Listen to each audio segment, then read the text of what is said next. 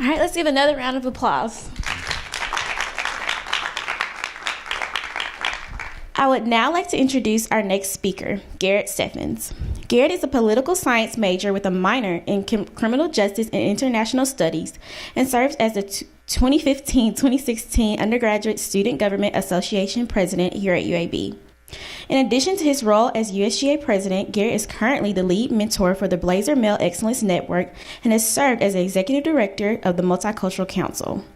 His role as president of USGA has shown him firsthand how students can organize around an issue if they are passionate about it, which he translates through his talk, The Necessity of Student Activism. Without further ado, please help me welcome my hometown friend and self-proclaimed mastermind of his craft, Garrett Stephens.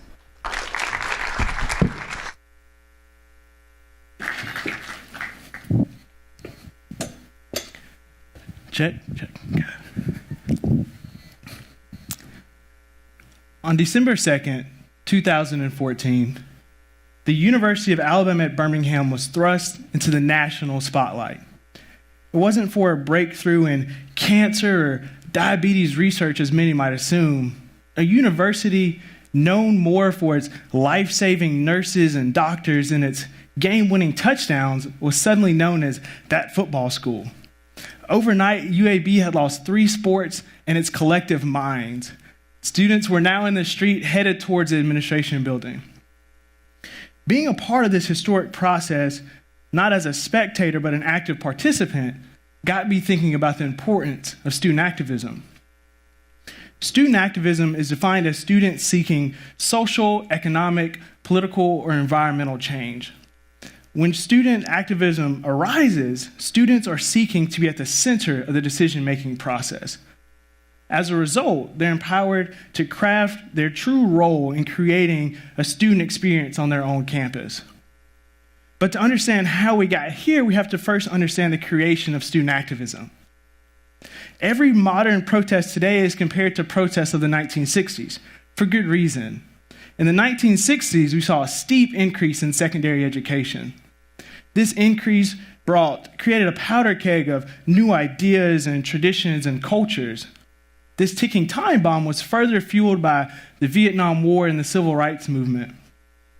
For example, in 1968, in Orangeburg, South Carolina, on the campus of South Carolina State University, students were protesting the segregation of a local bowling alley. Tensions arose between students and law enforcement, and as a result, 3 students were killed. This was the first instance of its kind on an American college campus. That same year, on the campus of Columbia University, students were protesting the invasion of Cambodia by the United States. Again, students and law enforcement clashed. There were more than 700 arrests that day. And 2 years later, in the most infamous incident of student activism in our country, in 1970, on the campus of Kent State University, students were protesting the increased involvement of the U.S. in the Vietnam War. As a result of this protest, 4 people were killed by those who were tasked to serve and protect them, many of whom were not even active in the protests themselves. This decade launched the student voice to the national level. Now, what we see in this generation is a resurgence of student activism. In 2014 alone, there were 160 protests throughout this country on American college campuses. Students are once again trying to find their role in this new society. We're speaking out against 2 wars, sexual assault and racial bias incidents on our campus, and in one instance, 3 sports being stripped away with no warning. At Missouri University, Black football players took a hiatus from the field to protest a lack of action by their university president against rampant racial bias incidents on their campus. At Columbia University, Emma Solkowicz drug her mattress throughout campus and across the graduation stage to protest a lack of action taken against her accused rapist. And what we see here at UAB was a swelling of anger surrounding the stripping away of 3 athletic programs with no shared governance or transparency. But on December 2nd, we lost much more than just 3 sports. At all levels, we lost trust and confidence in our leaders. And what we see now is that attendance dropped for the first time in years. And as a result of this decision, the percentage of black males at UAB dropped by double digits. And the second that this decision was made, students took action. There were protests and marches and town halls and meetings with stakeholders. We were all seeking answers. And we all got the same one: the numbers. The numbers didn't add up. UAB was not meeting its bottom line. But since when can you put a price on a true student experience? As if actors thrown into some twisted courtroom, students were called on to bear the burden of proof that we wanted these three sports to return to UAB. So, students went about proving this in different ways. Gang Green, the student athletics section, led by Timothy Alexander, made sure that the student voice was public and prominent by leading those marches and protests. My role, when elected in March of that year, as the president of the Student Government Association, was to serve as a student voice in those meetings with administration. So in the spring and summer of that year, momentum began to shift. There were talks and hopes that, in fact, these three sports may actually return to UAB. So in the summer, I got a phone call. Pieces were coming together. The city had donated, alumni had committed, but the question on the other end of that phone line was, what are the students going to do? I knew I had to make a decision that would affect generations of students at UAB. So calling an emergency session of our Senate, we passed arguably the most historic piece of legislation at UAB. We said that students are willing to monetarily support football, bowling, and rifle coming back.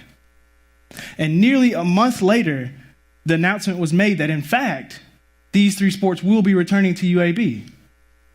We thought we had reached a new chapter in our history.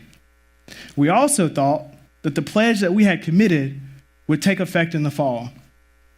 But UAB administration and the Board of Trustees had another idea. They decided that they were going to call on the entire student body to prove itself. They called us out once again, and we answered. And as a result, in September of that year, in a historic referendum, the first referendum in UAB's history, thousands of students came out and said that, yes, we are willing to support football, bowling, and rifle at UAB. The student voice had prevailed once again. But in these two generations of movements, there are many stark differences and some similarities. In the 1960s, when students stepped out to be leaders and spokespeople for their generation and classmates, sometimes ended up being martyrs of their movement. And what we see in this generation is that when students step out against these systems of oppression in these large institutions, they know many times that they won't be staring down the barrel of a gun. What we also see is the uses of technology. Protests are now defined by how many retweets and likes you get on a post rather than how many people come out to your rally, as we saw in the 1960s. And what we also see is that protests now are not between students and law enforcement, but students and our own administration. But no matter what decade or generation you see these movements of students, we're all calling for the same thing. We want to be heard and seen and listened to. So that brings me to this. If we are willing to craft our experience inside of the classroom by choosing our majors and minors and concentrations, why can't we craft our college experience outside of the classroom?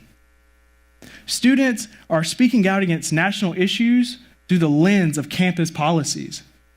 But the beauty of raging against the machine while in school is that you have a safety net of not yet being in the real world so that you can disrupt these billion-dollar enterprises.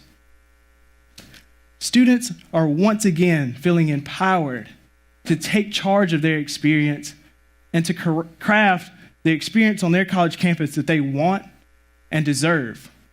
All we need from you is to hear us, see us, and listen to us.